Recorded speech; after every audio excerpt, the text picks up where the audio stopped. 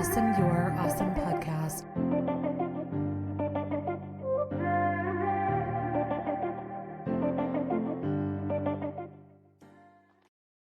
Hi there. Today on the show, we have got Steve Wilson here with us. I am so honored and delighted to have you here. Welcome to the show. Thank you. Glad to be here. Oh, I am so happy to have you here, Steve, and get into your story. You have a new book out, Teetering on a Tightrope, My Bipolar Journey. You were diagnosed at 22. You've been living with bipolar disorder for more than 50 years. It's a remarkable story, the ups and downs, and now sharing so candidly in your book. Let's start with the backstory here. Well, it all started when I was 9 years old. Up until that time, and 8 long years, I was a pretty normal kid, good student, everything going well. And then I went to a movie theater one Saturday afternoon. And at that time, they showed, this is 1958, so it's a while back. At that time, they showed a double feature. You would see one movie, and then you'd go for an intermission, and then you'd see another movie. So that day, I saw the first movie and went up to the concession stand, and they had a separate Coke machine. So I went over to the Coke machine and to buy my Coke, and a guy put a dime, that's what the Coke cost back then, to get my Coke. And he said, I really need your help. Can you do something for me? And being a dumb, naive kid, I said, sure. So we walked into this room, and it ended up being the restroom, and he sexually assaulted me. At that time, not much was known about sexual assault, or if it was kind of kept in the shadows. And I kind of blamed myself. I didn't know why the hell it happened. I never knew anything like that could happen. So I decided to just not tell anybody. And I didn't for 30 years. And I was in 4th grade, and about 2 months later, I went into my first depressive episode. Never felt worse in my life, my short life. Didn't want to live. Thought nobody loved me. Life wasn't worth going on. Just felt terrible. Hard to explain what deep depression feels like to someone who has not experienced it. They can't grasp, even come close to grasping how bad it really is. I mean, you just feel like a worthless piece of nothing. So anyway, that lasted about 2 months, because bipolar, for me anyway, and I think most people, is like a roller coaster ride. You're down for a couple months, depending on your cycle. Could be 10 days, could be a year, anything else. And then at the end of that down cycle, you go up and live a fairly normal life if you're lucky. There are 2 kinds of bipolar. There's bipolar 1, which starts out either in depression or mania, and the mania is so damn bad that you'll spend all your money, you'll ruin your relationships, you'll give things away. You think you can do anything, you're unstoppable, and then you come down into the depression, and you get up and you look and you've destroyed your life. Now, I didn't have that. I have bipolar 2, which is even worse depression. And instead of going into a deep mania, you go into what is called hypomania, which is feeling normal, but doing things that are a little manic, maybe halfway to mania.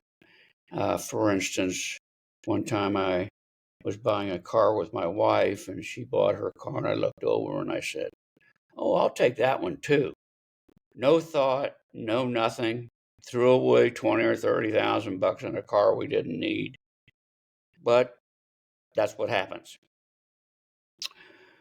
So I went through high school up and down. It was bad, and then it got really bad in right after I graduated from college.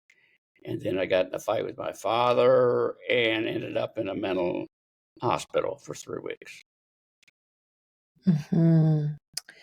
Wow. Okay. So, first and foremost, Steve, I want to commend you for telling the story, sharing your story, shedding light and insight from an insider's perspective. Because we may have a friend or a family member, but so often people are not talking about this stuff, right? And I think also with your generation, and it's still the case, very much the case, but things are shifting a little where, there's so much stigma with, rape or molestation and things like that, where people just didn't feel safe sharing and opening up. So I just honor you. And I think it's so remarkable of you and takes so much bravery and courage to share your story.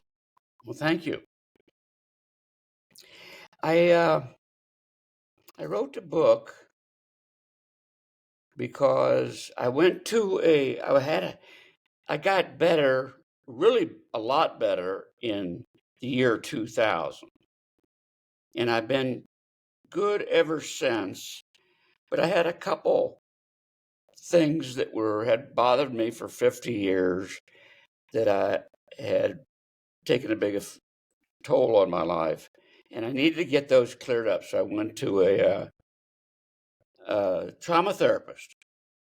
I'd never been to a trauma therapist. I'd been to regular therapists, but this was a new experience for me. So she started out and had me go through my entire life, starting with my first memory and going through everything. It took several months. We discussed everything along the way, and she really helped me get over those 2 or 3 things that had been bothering me. But at the end of this, she says, you got so much stuff going on in this life of yours. You ought to write a book. Well, I'd been a sports writer and had been sports information director for Ohio Wesleyan University. So I knew a little bit about writing. So I decided to. The goal was not really how many books I sold. The goal was trying to bring out the information. One, that for those who do not suffer from mental illness and don't have much contact with it, but all they do is listen to the news and hear how bad we all are, to try to get out the information that it's just like having a regular physical disease, but you just can't see it, so you don't know what's going on. And the second reason was to those people who are suffering through it, just like me, they can, if they pursue the right path, they can get and have a good life and get through this. Yeah. And one thing I think is so amazing about people who write openly about their trauma. I mean, one, like you say, you're giving insight to people who don't know, and they're just getting like a third party perspective about what it's like, what it really is to live with this, that you're just like everyone else. And it's safe, it's okay, you're harmless, all of these things that we need to let people know. But also, I think the beauty a lot of times that people don't realize is how therapeutic it can be for you, right? So talk to us about that. Like, did you anticipate that it was going to be therapeutic? Was it? What was this process of writing and sharing and letting it all out? Was it liberating? What did that feel like for you? Well, I'll tell you, the most liberating thing for me has been the groups that I facilitate here in Phoenix twice a week. People from all over the area and a couple from other places in the United States uh, meet with me on Tuesday and Thursday night for a couple hours. They are people who suffer from all types of mental illness, and that's just not bipolar and depression. And we just talk. I let each one of them go through whatever they want to talk about. And they bring up some amazing stuff that's happened to them that precipitated probably what is wrong with them today. But there's no correlation proven between sexual assault, physical assault, mental beat up, and like me, I have bipolar, but there's no real connection that they don't know. So I have found that a high percentage of the people who come to my groups were either sexually assaulted, beaten, or mentally abused. I don't know what that percentage is, but it's pretty explicit. And usually, if a person gets to that point in my groups, they'll tell us what happened. Maybe not the whole story, but they'll give us a gist of it. And it is very rewarding to see someone get this strain off their back. And in our groups, we're not allowed to criticize anybody. So they feel welcome. They feel for the first time in their lives they're not alone. We have every day, my company, not my company, but the company I volunteer for, has a group. I do two. There are three others who do a group or two every week. And several of the people in my group attend every other group because that's their social, they may be terribly anxious or depressed. They can't get out. They stay in bed all day. So this is a way for them to connect with other people. I think that's so remarkable, Steve. And the fact is it so, like you say, the best part of this, or kind of the most fulfilling thing for you, has been facilitating these groups. There has to be a level of healing that's taking place for you as well as you've been facilitating. Well, I'll tell you, I got a break. First off, we got to go all the way back. After I got out of the hospital in 1971 and 72, I was diagnosed clinically depressed, and none of the medication worked, and I got worse and worse and worse. And 6 years later, in 1978, my psychiatrist came to me and said, I think I made a mistake. You're bipolar. Well, hell, I didn't know what bipolar was, never heard of it. But anyway, we in the old days called it manic depression. And so they prescribed lithium for me, and that's what got me on the road to recovery. Now, the recovery took another 30 years or 22 years, whatever it was, because I got additional medication after that. But it was something that I wanted to get out and tell people that if you can get yourself to go to a therapist, could be a psychiatrist or somebody who does counseling, you'll be on the road to getting better, but it is a long, long process. There is no cure for depression. There is no cure for bipolar, but there is plenty of help. Medication is one. A lot of the medication has side effects, and as a patient, you have to determine if you're getting better mentally and you have a side effect like a massive weight gain. You, in your own mind, have to decide which is more important to you, to be mentally efficient or get rid of the weight. That's the kind of stuff that is thrown at us all the time. And there's another big thing. We in this country and many other countries have horrible mental health programs. if you're lucky enough to be financially okay, I would say, I don't know, you can't put a price tag on it, but you got to be making 50,000 minimum a year because the insurance doesn't cover much or anything at all. They don't want to pay out. So if you're not making pretty good money, and then a guy, my trauma therapist charged $200 for a 50-minute session. So a lot of people can't afford that. So they end up going to clinics that if they know about them, and to get into them, you have to be um, on disability insurance.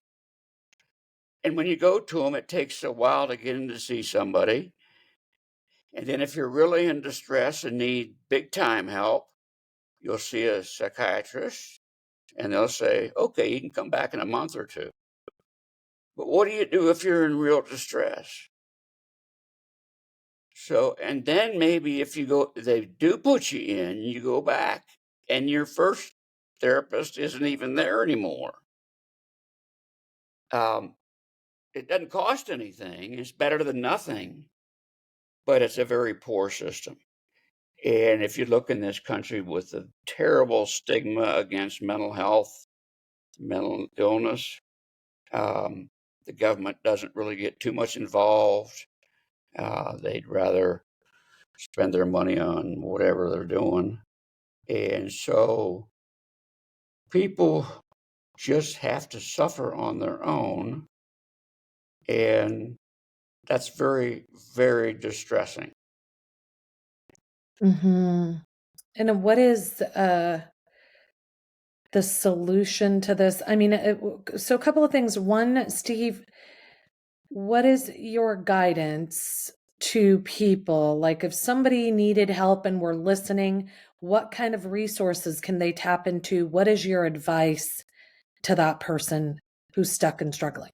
Well, even though I'm not a fan of the clinics, that's one of the big ways. You've got a chance. The other way for a lot of people is groups like mine. They're all over the United States. If you want to find one in your area, go to NAMI, NAMI, and they know where all the groups are and they can get you set up with one. Now, the NAMI is a National Association for Mental Illness. Very easy to find them online.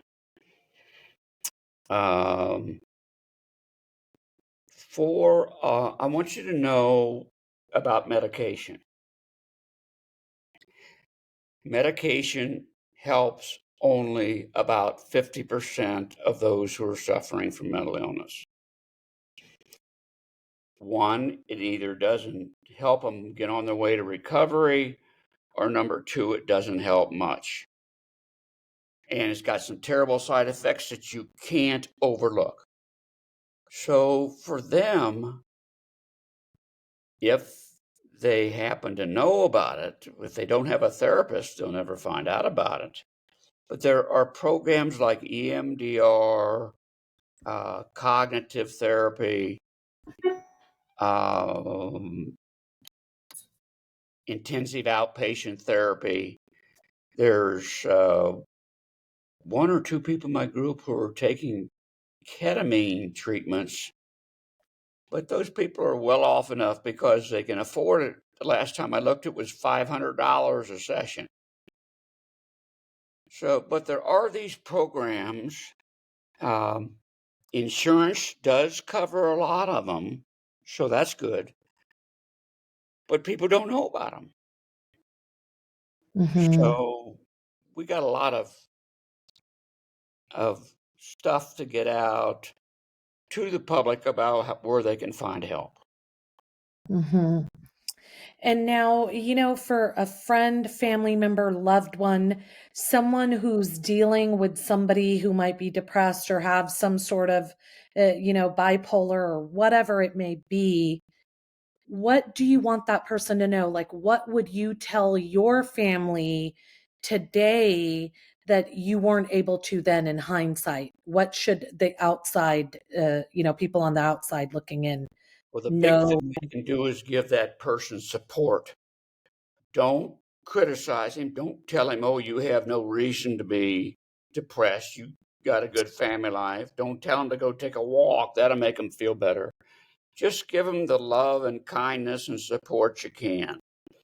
You can't fix them. And you're going to run into victims who are very unstable. They can be hostile. They can say terrible things to you.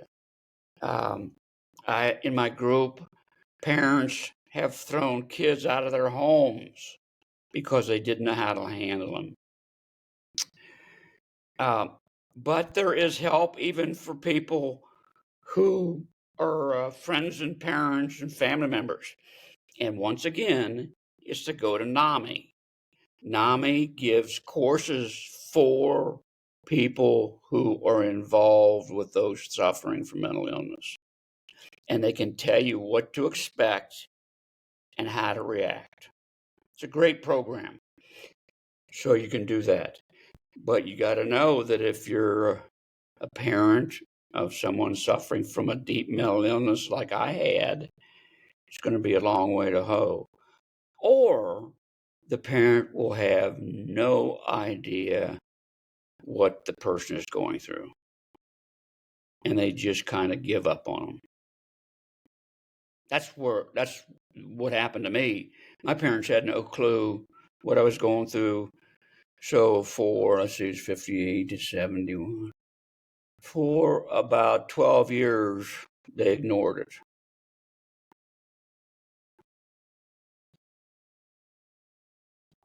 And so, it's hard when you don't know what the person needs. So, how do you? Because I'm sure not everyone is always receptive to help either, right? So, what Correct. is the answer to that?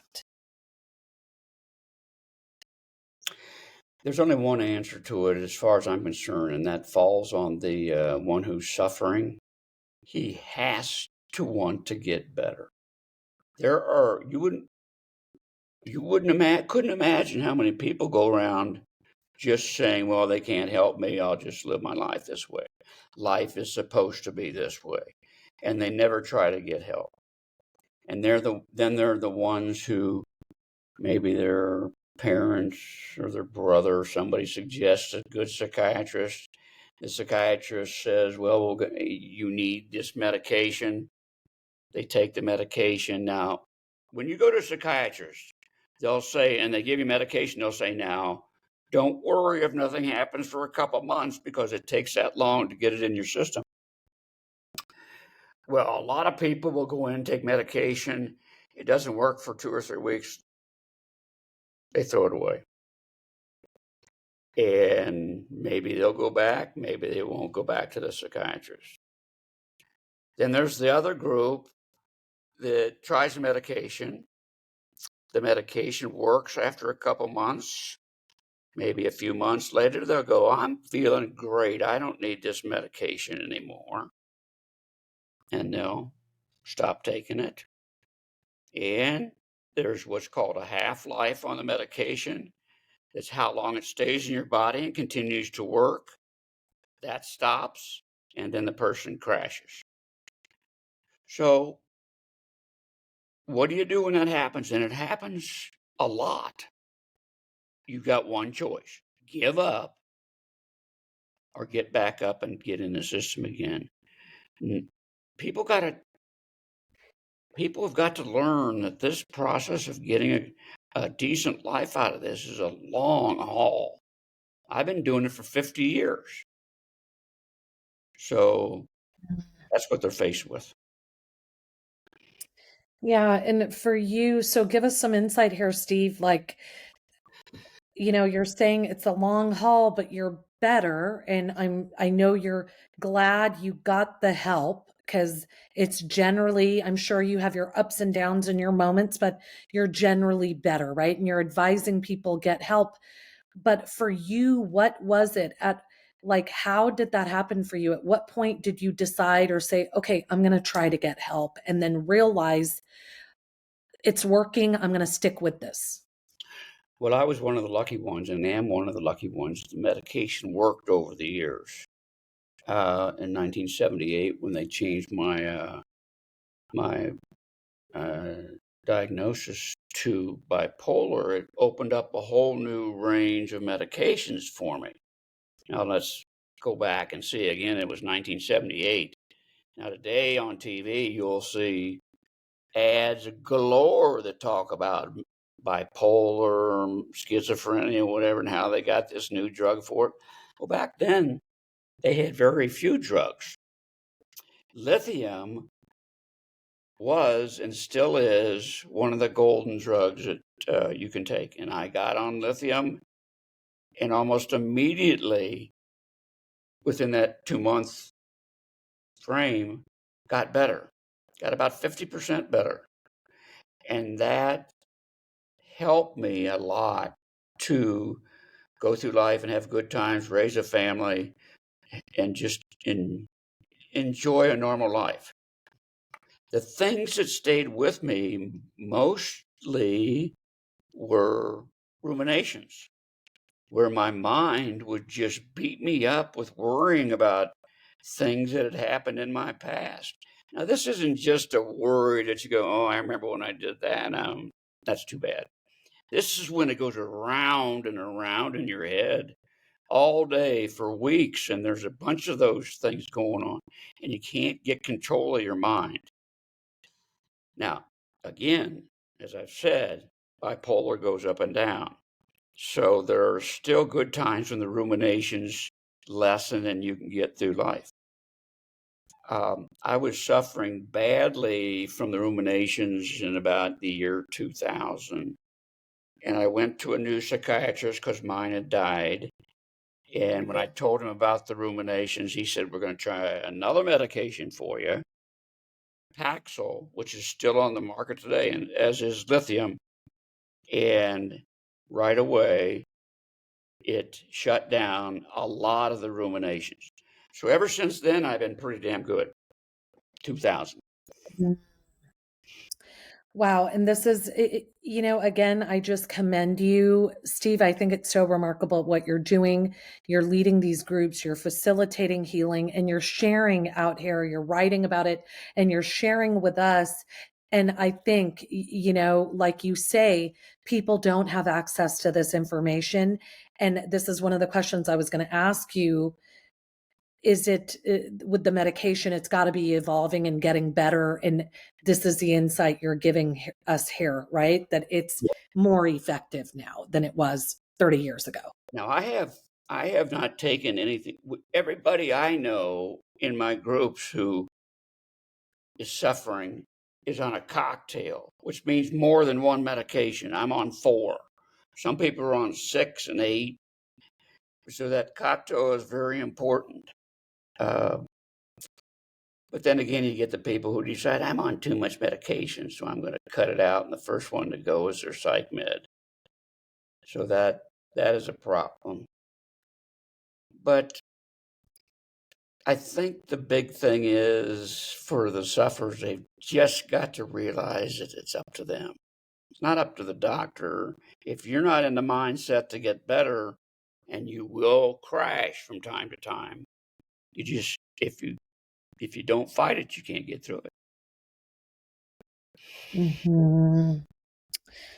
What other guidance do you have to people who are just don't even know where to begin? They don't see the light, they don't see any hope. First of all, they got to admit that they've got a problem, and they've got to seek out. First place most young people goes online, and they look up psychiatrists, they read about mental illness, and a good number of them will take steps to get some help. Now, there's another problem. Fitting the sufferer with a therapist who can help them, who is tuned into their problems. Many of these bipolar people or schizophrenics, let me tell you this. When you first start out in therapy, the first day you're not going to connect. The second, you might not, and so on down the road. You've got to stick with it and see if you're ever going to get that connection. I got people in my group who go to a psychiatrist one time. He doesn't cure them, so they quit. So it's up. My whole thing is you can get better, but it's up to you to want to get better. Mm-hmm. And you can get better. I think that it's just so powerful that you're sharing that with people, that you can get better. You're living proof of it. You got to want it, and you got to keep working towards it and believing. Right. So Mm-hmm. there are obstacles. There are side effects, as we've talked about. I had two big ones. One, the lithium can cause kidney failure, kidney problems. I was one of those that happened to, and I had to have a kidney transplant. And I just got that 2 years ago. So the other one was I took a drug and am still taking it that caused tardive dyskinesia, which is an involuntary body movement. Mine is in my eyelids, and I get Botox shots around my eyes every 3 months. So but I still decided, screw it, I'm going to keep taking the medication, no matter how bad these side effects are. But I got through them. They're taken care of. Mm-hmm. Yeah, and it seems, the upside is far greater than the downside, right? Most of the time. Not always, but most of the time. Mm-hmm. And what is a myth that we need to know or debunk here, Steve, that is kind of out there, that you just, something about mental illness or depression or anxiety that you're like, God, I hate it when people say this, or this is just so false, and this false narrative out there that we need to correct? That's easy. It's a stigma people have in their minds about mental health. Is those people suffering it should be taken off the streets, locked up, and get out of my life. The news today is worsening the situation because of all these shootings we have.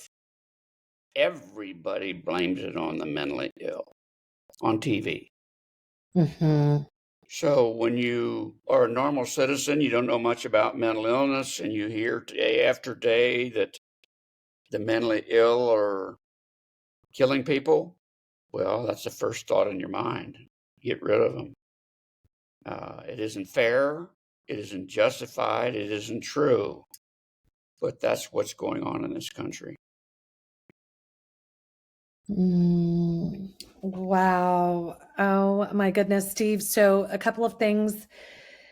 First and foremost, I just want to thank you so much, because I think it's so remarkable what you're up to, what you do, and the insights you've shared today here from your own personal, living with this, being recovering, helping other people heal and do better. I think people are going to have so many takeaways, and I just commend you, and I thank you so much for your time today. Well, thank you very much. All I want to do is get the word out. And it's a tough way to go. I've done about 25 podcasts. Um, I don't know what good they're doing. I hope they're doing some good, but if we just help a few people, it'll be worth it. Yeah, and I'm certain they're doing good because, again, like you say, even if it's just, getting the word out there more and more of us having this conversation, sharing, just getting it out there for people to access. So I know what you're doing. Your heart is in the right place. Your group that you lead twice a week, I know that's helping people, and you out here sharing your story, writing about it. Now, in closing, Steve, if there were one message, your hope for everybody, what is that closing message you'd like to leave us with? Well, I think we've discussed them. There are really two, and it's realizing you can get help and you can have a good life, and to somehow get rid of the stigma against mental health. That more than anything will help us because, the government can do some things about this. All they got to do is allocate more money and set up more programs. There's no outcry to do it, so they just shove it onto the shelf and don't even think about it. So those are the two main things I like to get out in my book, Teetering on a Tightrope, my bipolar journey, just to plug myself. Um, it's it is. Oh, I'll tell you something else. I do podcasts that come from all over the world. Everybody has the same problems. Everybody's mental health program is insufficient. Almost everybody has a population of mentally ill people that is around 20%. If you sit here and figure that out, that's a lot of people. So it's not a small problem, and we got to get the word out. I love that. That is such a powerful closing message. You've been so wonderful, Steve.